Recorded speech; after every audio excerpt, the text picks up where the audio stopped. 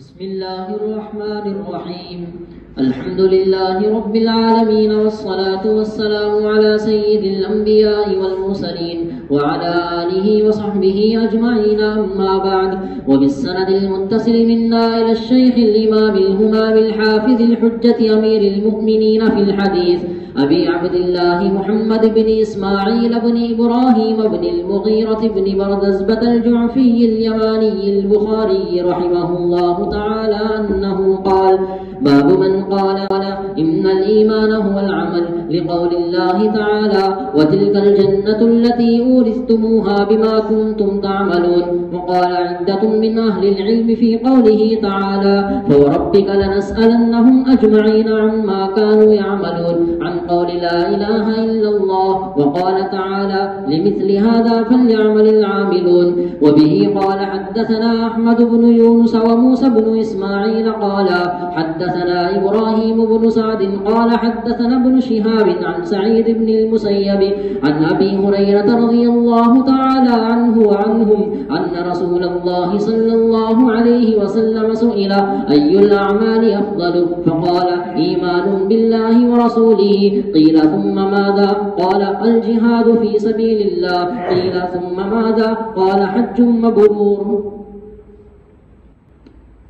بسم الله الرحمن الرحيم. الحمد لله رب العالمين، والصلاة والسلام على أشرف الأنبياء وسيد المرسلين وعلى آله وصحبه أجمعين، أما بعد. باب من قال إن الإيمان هو العمل. جو آدمی یہ کہتا ہے کہ ایمان ہی دراصل عمل ہے، یہ اس کا باب ہے. لقول اللہ تعالی، اس کی دلیل اللہ کا یہ قول ہے: وَتِلْكَ الْجَنَّةُ الَّتِي أُورِثْتُمُوهَا بِمَا كُنْتُمْ تَعْمَلُونَ. یہ جنت ہے جس کا تم کو وارث بنایا گیا. بِمَا كُنْتُمْ تَعْمَلُونَ، اس لیے کہ تم جو عمل کرتے تھے اس کے عوض میں. وقال عدة من أهل العلم في قوله تعالى، متعدد حضرات اہل علم نے اللہ کے اس قول کے بارے میں فَوَرَبِّكَ لَنَسْأَلَنَّهُمْ أَجْمَعِينَ عَمَّا كَانُوا يَعْمَلُونَ، اس کے بارے میں کہا ہے عَمَّا كَانُوا يَعْمَلُونَ، اے ان قول لا الہ الا اللہ. ضرور بالضرور سوال کریں گے ہم سب سے ان چیزوں کے بارے میں جو وہ کرتے تھے. کس کے بارے میں؟ ان قول لا الہ الا اللہ، یعنی لا الہ الا اللہ کے بارے میں پوچھیں گے، یعنی ایمان کے بارے میں پوچھیں گے. وقال، اور اللہ نے قرآن میں فرمایا ہے: لِمِثْلِ هَذَا فَلْيَعْمَلِ الْعَامِلُونَ، اس جیسی چیز ہی کے لیے عمل کرنے والوں کو عمل کرنا چاہیے. اس کے بعد حدیث لائے ہیں: وبه قال حدثنا احمد بن يونس وموسى بن اسماعيل قال حدثنا ابراهيم بن سعد قال حدثنا ابن شهاب عن سعيد بن المسيب عن ابي هريره رضي الله تعالى عنه ان رسول الله صلى الله عليه وسلم سئل اي العمل افضل. اللہ کے رسول سے پوچھا گیا کون سا عمل افضل ہے؟ آپ نے کہا: ایمان باللہ ورسولہ، اللہ پر اور اللہ کے رسول پر ایمان لانا. قیلا، پوچھا گیا: ثم ماذا، پھر کون سا؟ آپ نے کہا: الجہاد فی سبیل اللہ، اللہ کے راستے میں جہاد کرنا. قیلا، پھر پوچھا گیا: ثم ماذا، پھر کون سا عمل؟ آپ نے کہا: حج مبرور، حج مقبول. یہ باب ہے جس کو امام بخاری نے یہاں قائم کیا ہے. اس باب میں کئی بحثیں ہیں. پہلی بحث یہ ہے کہ امام بخاری نے باب قائم کیا ان الایمان هو العمل، ایمان ہی دراصل عمل ہے. لیکن امام بخاری نے یہ اپنے ذمے نہیں لیا،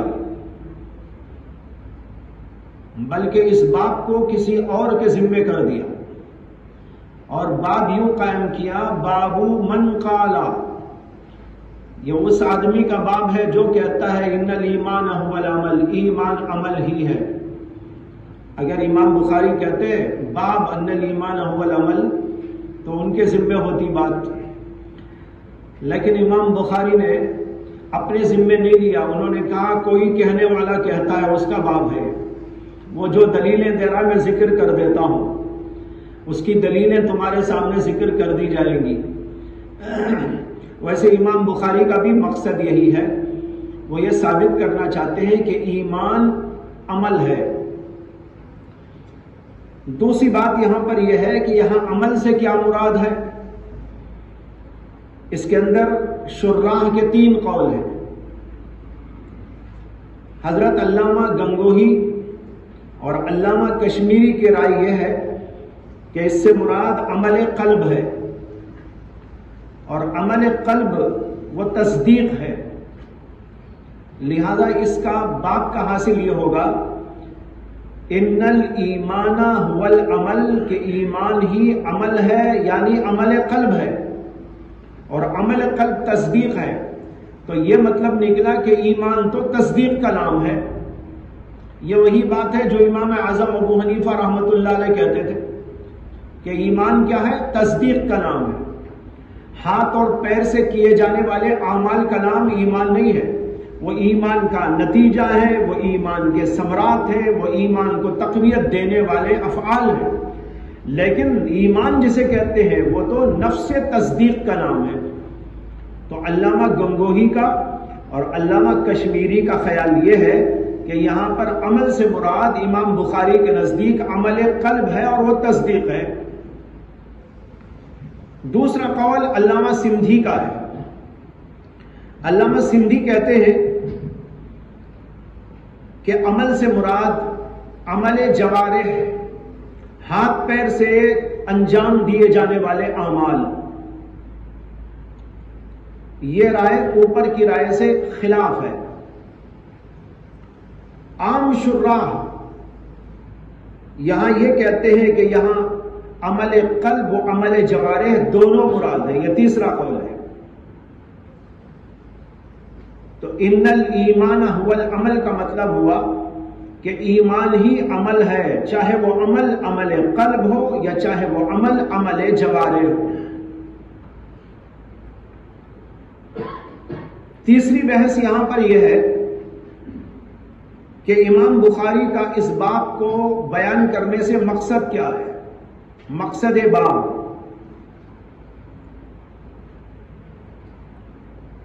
اس کے بارے میں بھی متعدد آراء ہیں۔ حضرت گنگوہی رحمت اللہ علیہ کہتے ہیں اس باب سے امام بخاری رحمت اللہ علیہ دراصل حضرات سلف پر ہونے والے ایک اشکال اور اعتراض کا جواب دینا چاہتے ہیں۔ حضرات سلف کا یہ قول آپ نے پچھلے بھی صفحات میں پڑھا ہے کہ الایمان قول و عمل، ایمان قول و عمل کا نام ہے۔ اس کے اوپر اعتراض یہ ہوتا ہے کہ یہ تو بداہت کے خلاف ہے۔ ایمان تو تصدیق کا نام ہے، دل سے ماننے کا نام ہے۔ ہاتھ پیر سے کیے جانے والے اعمال کو ایمان قرار دینا بداہت کے خلاف۔ تو حضرات سلف صالحین نے یہ بات کیسے کہہ دی؟ امام بخاری اس بات کو قائم کر کے حضرات سلف پر ہونے والے اس اشکال اور اعتراض کا جواب دینا چاہتے ہیں، اور یہ بتا رہے ہیں کہ حضرات سلف نے عمل سے مراد عمل قلب لیا ہے، عمل جوارح نہیں لیا ہے۔ اور عمل قلب کیا ہے؟ تصدیق۔ لہذا ان الایمان هو العمل، اوپر جو آپ نے پڑھا الایمان عمل، وہاں عمل سے مراد یہ عمل ہے جس کو کہتے ہیں تصدیق، یعنی قلب سے کیے جانے والا عمل۔ لہذا اعتراض ختم ہو گیا۔ یہ حضرت گنگوہی کی تحقیق ہے، لیکن اس تحقیق پر سخت اشکال ہے۔ اس لیے سخت اشکال ہے کہ آپ اوپر سے دیکھتے آ رہے ہیں کہ امام بخاری تو یہ ثابت کرنے کے در پہ ہے کہ اعمال کو ایمان میں داخل مانا جائے۔ اب ہم کہیں کہ امام بخاری یہ بتانا چاہتے ہیں کہ ایمان نفس سے تصدیق کا نام ہے، تو یہ تو پچھلے تمام ابواب کے خلاف ہو جائے گا۔ اور امام بخاری کا جو انداز اس پوری کتاب کے اندر ہے اور بالخصوص کتاب الایمان کے اندر، ان تمام چیزوں کے بھی خلاف یہ بات جائے گی. اس لیے یہ علامہ گنگوہی رحمۃ اللہ علیہ کی یہ بات محل نظر و محل بحث ہے. دوسری رائے علامہ سندھی رحمۃ اللہ علیہ کی ہے، اور وہ کہتے ہیں کہ مقصد باب یہ ہے کہ ایمان پر عمل کو قرآن میں جگہ جگہ معطوف کیا گیا ہے. جیسے فرمایا گیا ان الذین آمنوا وعملوا الصالحات، جو لوگ ایمان لائے اور انہوں نے عمل کیا. قرآن میں ایک جگہ نہیں، دسیوں جگہ ایسی آیتیں موجود ہیں، 20 جگہ ایسی آیتیں موجود ہیں جس میں اللہ نے ایمان پر اعمال کو معطوف کیا ہے. اور یہ بات ہم جانتے ہیں کہ جو ہے عطف مغایرت کا تقاضا کرتا ہے. جہاں عطف ہوتا ہے وہاں معطوف و معطوف علیہ مغایر ہوا کرتے ہیں.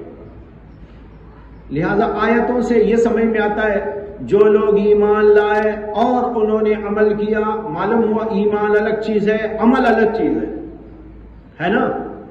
امام بخاری اس باب کو لا کر دراصل اس قسم کی آیات سے پیدا ہونے والے ایک شبہ کا جواب دینا چاہتے ہیں، اور یہ بتانا چاہتے ہیں کہ عمل جس کو معطوف کیا گیا ہے ایمان پر، یہ اعمال ایمان ہی ہیں، ان میں مغایرت نہیں ہے.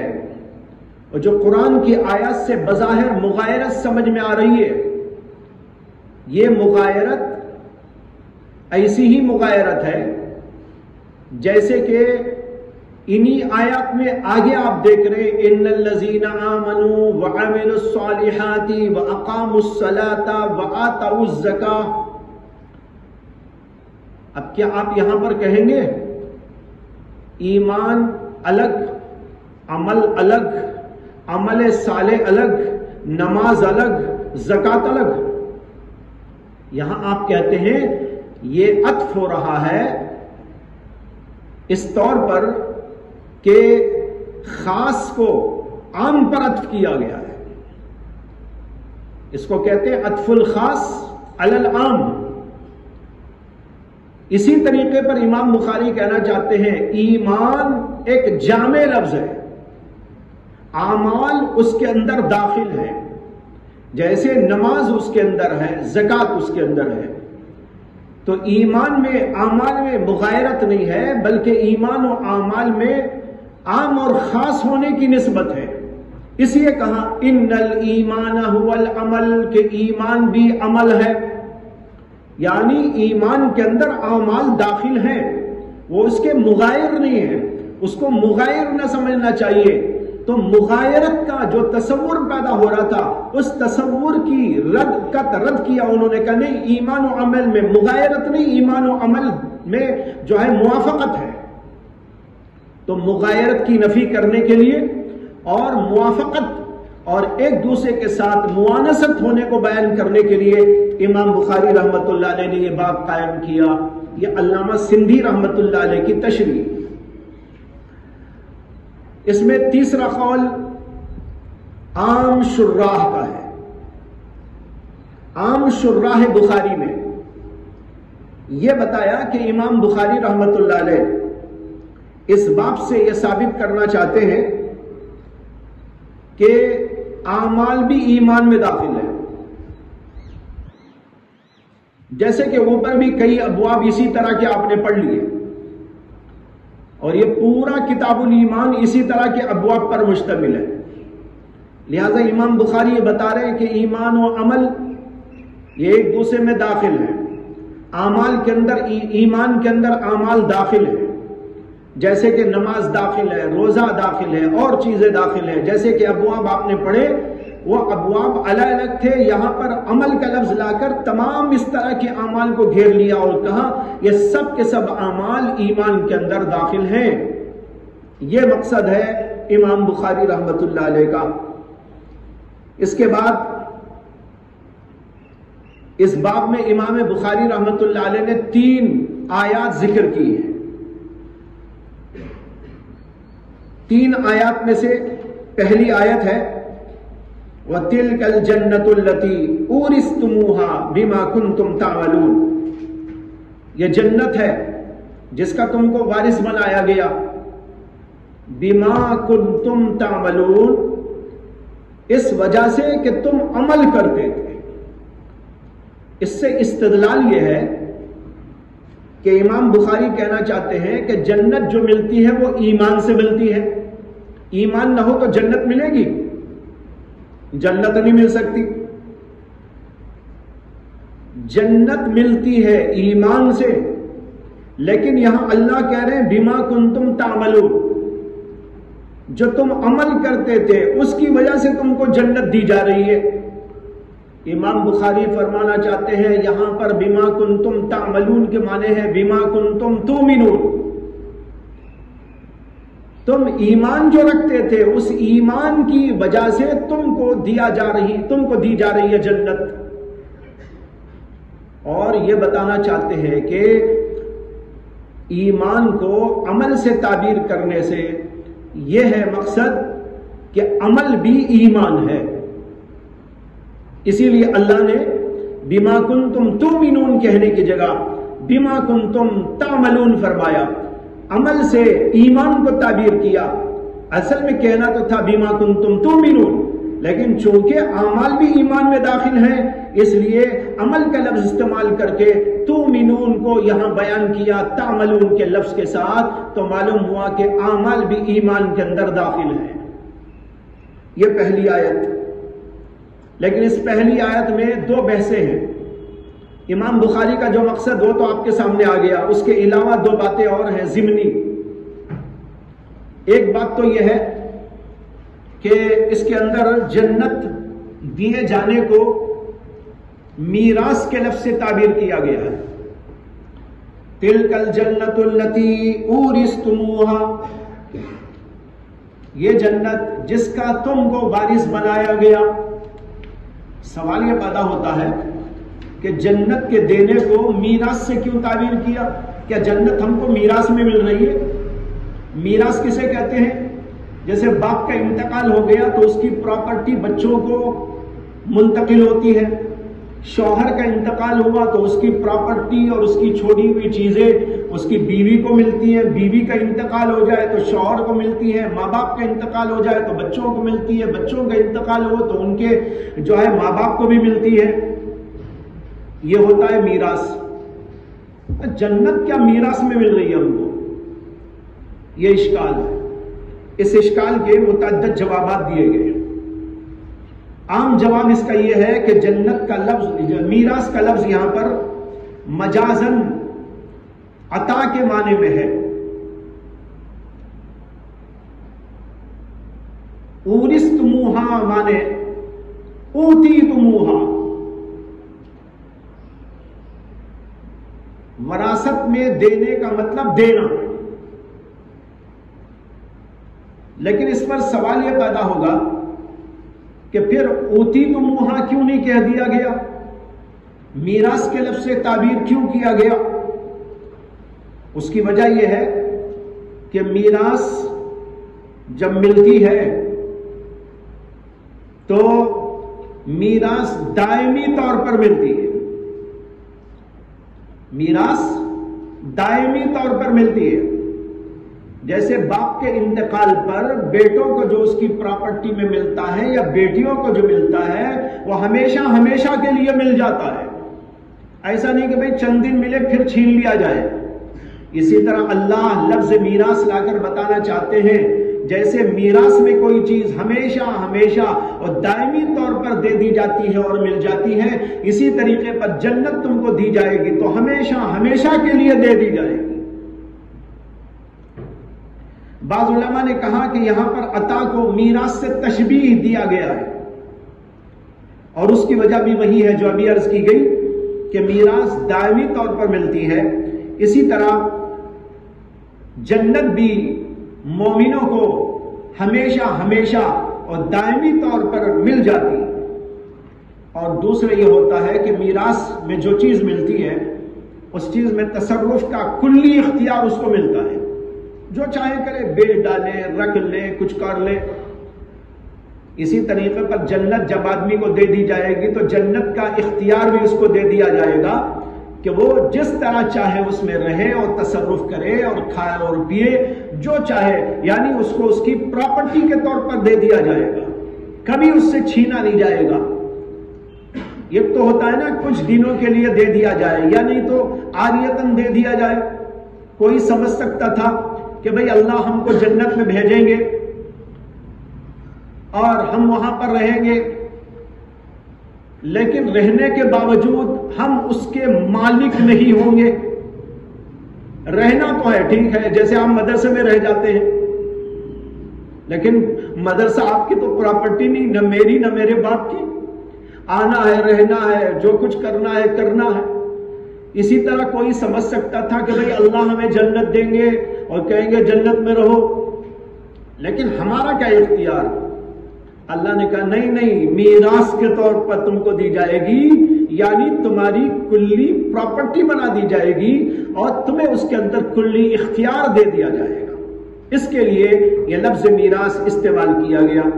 اور حضرت شاہ عبد القادر صاحب دہلوی رحمت اللہ علیہ نے ایک اور بات کہی، انہوں نے کہا میراث کا لفظ اس لیے استعمال کیا گیا ہے کہ جنت اصل میں اللہ تبارک و تعالیٰ نے ہمارے باپ سیدنا آدم علیہ السلام کو دے دیا تھا، اور ہماری والدہ حضرت حوا کو دے دیا تھا، تو اس کا کلی اختیار تو حضرت آدم اور حوا کو ہے۔ اب ان کی جو اولاد کو مل رہا ہے تو وہ ان کی پراپرٹی ہی میں تو مل رہا ہے، تو لہذا یہ باپ کی پراپرٹی میں مل رہا ہے، آدم اور حوا کی پراپرٹی میں مل رہا ہے، اس لیے اس کو میراث سے تعبیر کیا گیا۔ یہ بھی بہت اچھی تعبیر ہے اور لطیف تعبیر۔ دوسری بحث یہاں پر یہ ہے کہ اس آیت کریمہ میں اللہ تعالیٰ کہتے ہیں تلک الجنت التی اورثتموہا بما کنتم تعملون، یہ جنت تم کو میراث میں دی جا رہی ہے اس لیے کہ تم جو عمل کرتے تھے۔ تو معلوم ہوا کہ عمل کی وجہ سے یہ دی جا رہی ہے۔ حالانکہ حدیث کے اندر آتا ہے کہ نبی اکرم صلی اللہ علیہ وسلم نے ارشاد فرمایا لن يدخل احدا عمله الجنہ، لن يدخل احدا عمله الجنہ، کسی آدمی کو اس کا عمل جنت میں نہیں داخل کرے گا،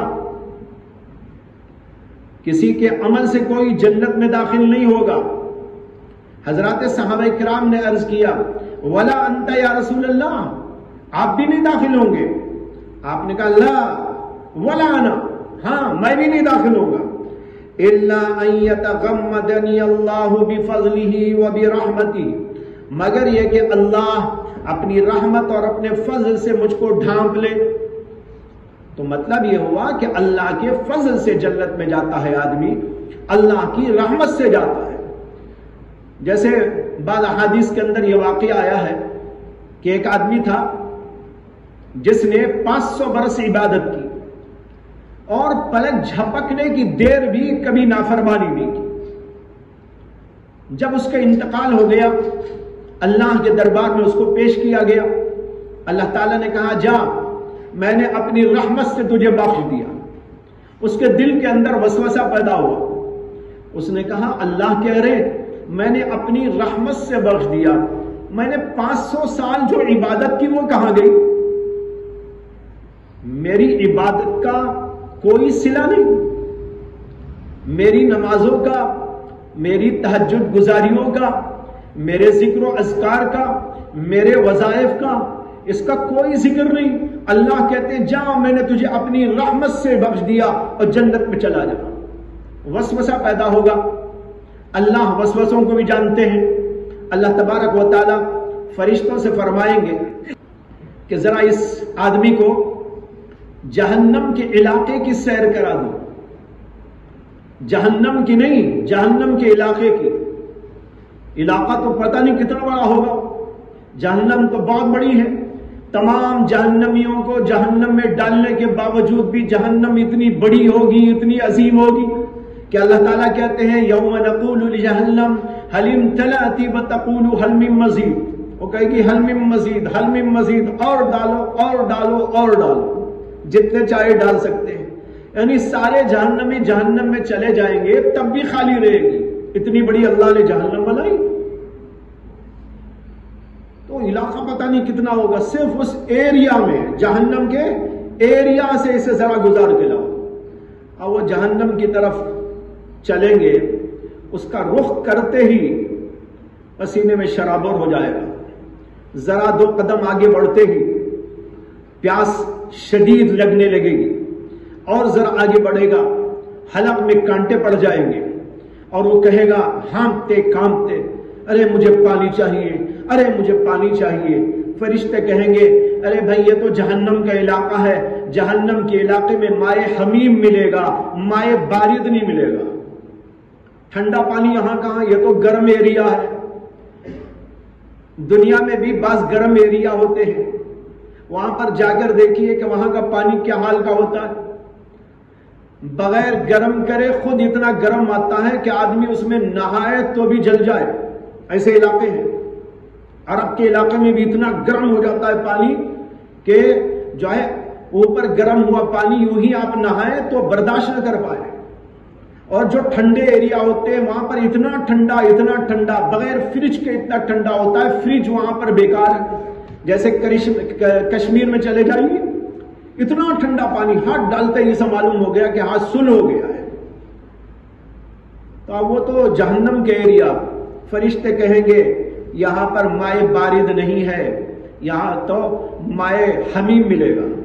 وہ ہانپتا کانپتا بیٹھ جائے گا، اتنے میں ایک فرشتہ اس کو دکھائی دے گا، اور وہ فرشتہ اپنے پاس میں ٹھنڈے پانی کا کچھ برتن رکھا ہوگا، یہ اسے کہے گا کہ اللہ کے واسطے ذرا پانی پلا دو، میری حالت تو بہت ہی جو ہے گئی گزری ہو گئی ہے، شاید میں مر جاؤں۔ وہ کہے گا کہ ٹھیک ہے، پانی تو میرے پاس ٹھنڈا موجود ہے، لیکن اس کی قیمت ہے 500 برس کی عبادت۔ اگر 500 برس کی عبادت دو تو یہ ایک گلاس پانی میں دے سکتا ہوں۔ وہ کہے گا میرے پاس تو ہے، لے لیجئے، اللہ کے واسطے مجھے پانی پلا دیجئے۔ وہ 500 برس کی عبادت دے دے گا، اور پھر اس کے بعد وہ کہے گا کہ مجھے پانی دو، پانی پی لے گا۔ پانی پی کر ابھی ختم بھی نہ ہوگا کہ پھر اسے پیاس لگنی شروع ہو جائے۔ دنیا میں بھی ہوتا نا، بعض ایریا ایسے ہوتے ہیں، پانی پینے کے باوجود ایسا لگے گا پانی نہیں پیا۔ وہ پھر کہے گا اور ذرا پلا دو، کہے گا پلا دوں گا لیکن اور 500 برس کی عبادت دے دو۔ اب جو تھی وہ تو دے چکا، آپ کہاں سے دے گا؟ وہ کہا بھائی میرے پاس تو نہیں۔ اتنے میں اللہ کا حکم ہوگا اس کو ہمارے پاس لے کے آؤ۔ اب اسے اللہ کے دربار میں لایا جائے گا تو اللہ تبارک و تعالیٰ پوچھیں گے بتاؤ اپنی عبادت کی بنیاد پر جنت میں جانا چاہتے ہو یا ہماری رحمت کی وجہ سے جانا چاہتے ہو؟ اب ذرا عقل ٹھکانے پہ لگے گی۔ وہ کہے گا کہ اللہ آپ کی رحمت چاہیے۔ اللہ کہیں گے ایک گلاس پانی کی قیمت 500 برس کی عبادت۔ ہم نے کتنا پانی تجھے دنیا میں پلایا تھا، ہم نے کھانا تجھے دنیا میں کتنا کھلایا تھا، ہوا تجھ کو ہم نے کتنی عطا کی تھی، اور مختلف قسم کی نعمتوں سے تجھے کتنا ہم نے نوازا تھا۔ ان ساری چیزوں کی اگر بل لگا دی جائے تو انسان کا کیا ہوگا؟ کوئی لگا سکتا ہے؟ اگر اللہ تعالیٰ کہہ دے کہ بھائی روزانہ فجر کی نماز پڑھیں گے تب ہوا دوں گا، نہیں تو ہوا بند، کیا ہوگا؟ کتنے لوگ مر جائیں گے روزانہ پتہ نہیں، پونی دنیا بلکہ اس سے بھی زیادہ خالی ہو جائے گی۔ اس سے کہ فجر کی نماز کتنے پڑھتے ہیں، ہے نا؟ اسی طریقے پر اور اگر اللہ قید لگا دے، کھانا اس وقت ملے گا، یہ نمازیں پڑھو، کھانا وہ فلاں چیز ملے گی اس وقت میں، جبکہ یہ کام کرو اور اس کی بل پے کرو۔ اس کی بل کیا ہے؟ نماز اس کی بل ہے، ذکر اس کی بل ہے، تلاوت اس کی ذکر ہے، تلاوت اس کی بل ہے، اور فلاں چیزیں اس کی بل ہیں۔ اگر یہ بل دے کر انسان کو کھانا بھی، پانی بھی، ہوا بھی اور مختلف قسم کی چیزیں لینا ہوتا تو پھر بھائی ہم تو جی بھی نہ سکتے۔ یہ اللہ کی رحمت ہے کہ یہاں پر ہم کو یوں اللہ بغیر کسی بل کے ساری چیزیں عطا کرتا جا رہا ہے، تب اسے سمجھ میں آئے گا۔ اللہ کہیں گے اگر ان ساری چیزوں کی میں بل لگا دیتا تو پھر تیرا کیا ہوتا؟ اب بتا، میری رحمت سے تجھے بخشوں یا تیری عبادت سے تجھے بخشوں؟ تو بھائی اللہ کی رحمت سے انسان بخشا جائے گا۔ اس کو اللہ کے نبی علیہ السلام نے فرمایا لن يدخل احدا عمله الجنہ۔ صحابہ نے کہا ولا انت یا رسول اللہ، آپ نے کہا لا ولا، اور پھر فرمایا الا ان يتغمدني اللہ برحمته وفضله۔ تو اب سوال پیدا ہوا، جب عمل سے جنت نہیں ملتی تو پھر قرآن میں اللہ نے کیوں کہا وَتِلْكَ الْجَنَّةُ الَّتِي أُورِثْتُمُوهَا بِمَا كُنْتُمْ تَعْمَلُونَ؟ قرآن میں ایسی آیتیں اور جگہ بھی ہیں۔ اس کا جواب یہ ہے کہ یہاں با سبب کے لیے نہیں ہے، بلکہ اس با مصاحبت اور ملابست کے لیے ہے، جس کا مطلب صرف یہ ہے یہ جنت تم کو دی جا رہی ہے تمہارے اعمال کے ساتھ ساتھ، اس کے عوض میں نہیں، اس کے سبب سے نہیں، بلکہ اس کے ساتھ تم کو دے دی جا رہی ہے۔ اور بعض علماء نے کہا کہ آیت میں با کو سبب ہی کے لیے مانے، مگر حدیث میں جو فرمایا گیا لن يدخل احدا عمله الجنہ، تو وہاں مراد عوض ہونے کی نفی لی جائے، یعنی مطلب یہ ہے کہ کسی کا عمل جنت کا عوض نہیں ہے، جنت کے عوض میں، عمل کے عوض میں جنت نہیں دی جا رہی ہے، ہاں جنت عمل کے سبب سے دی جا رہی ہے۔ سبب ہونا الگ بات ہے، عوض ہونا الگ بات ہے، اور یہ بات ہی زیادہ صحیح بھی لگتی ہے کہ جنت میں جانے کا سبب وہ تو عمل ہو سکتا ہے، یہ بات سبب ہی ہے، ہاں عوض کی بات نہیں ہے کہ جنت تم کو عمل کے عوض میں دی جا رہی ہے۔ ہمارا عمل ہی کیا ہے کہ اس کے عوض میں جنت مل جائے، بلکہ ہمارا عمل تو ایسا ہے کہ اس کے اوپر تو سزا دی جا سکتی ہے، ہماری نمازوں پر ہمیں سزا دی جا سکتی ہے، ہماری نمازیں اس کے اندر ادھر ادھر کے خیالات، بہت سارے نقصانات، بہت سارے معائب، ان چیزوں کو دیکھتے ہوئے اگر اللہ ہمیں اس کے اوپر سزا دے دے تو بے شک ہماری نمازوں کے اوپر مستحق عذاب ہو سکتے ہیں، لیکن یہ اللہ کی رحمت ہے کہ وہ قبول کر لیتا ہے، اس کو سبب بنا دیتا ہے کہ بھائی جاؤ تم نے نیک عمل کیا، اس کے سبب میں اپنی رحمت سے تم کو بخش رہا ہوں۔ تو اصل جو جنت میں جانے کا سبب ہے وہ تو عمل ہے، لیکن عوض نہیں ہے وہ کہ اس کے عوض میں اللہ تبارک و تعالی ہم کو جنت میں بھیج رہے ہوں، اسے کہ ہمارا عمل اس لائق نہیں ہے کہ اس کو جنت کا عوض قرار دیا جائے۔ یہ اس کے جوابات ہیں۔ اس کے بعد دوسری آیت وقال عدة من اهل العلم في قوله تعالى فوربك لنسألنهم اجمعين عما كانوا يعملون، اس میں اللہ تعالیٰ نے قسم کھا کر کہا تیرے رب کی قسم ہے ہم ضرور بالضرور تمام کے تمام لوگوں سے سوال کریں گے عما كانوا يعملون، ان باتوں کے بارے میں جو عمل کرتے تھے۔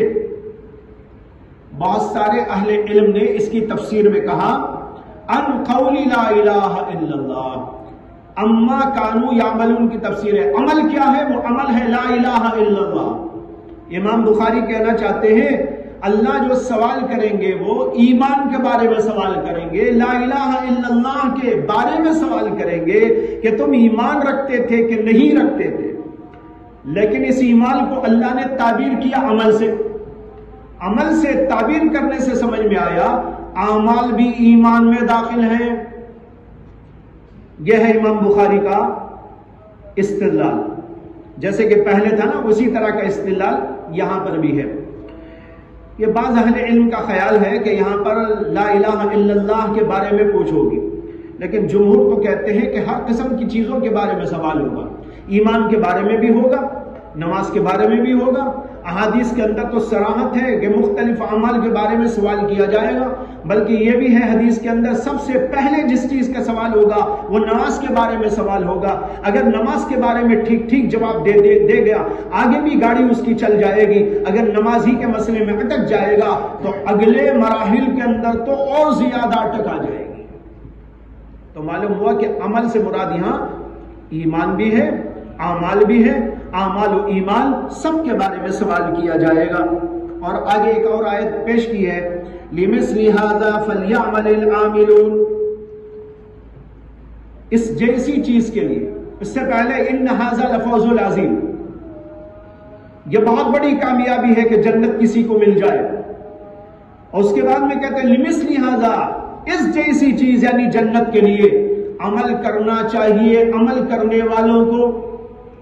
یہاں پر عمل کرنے والوں سے مراد ایمان لانا.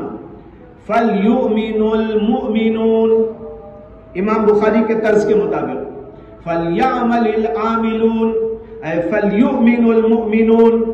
اس جیسی یعنی جنت کی جیسی چیز کے لیے آدمی کو کوشش کر کے ایمان لانا چاہیے تاکہ وہ جنت کے اندر پہنچ جائے. امام بخاری کہنا چاہتے ہیں جنت ملتی ہے ایمان کے عوض میں، اور یہاں ایمان کو تعبیر کیا عمل کے ساتھ، تو معلوم ہوا کہ اعمال ایمان کے اندر داخل ہیں.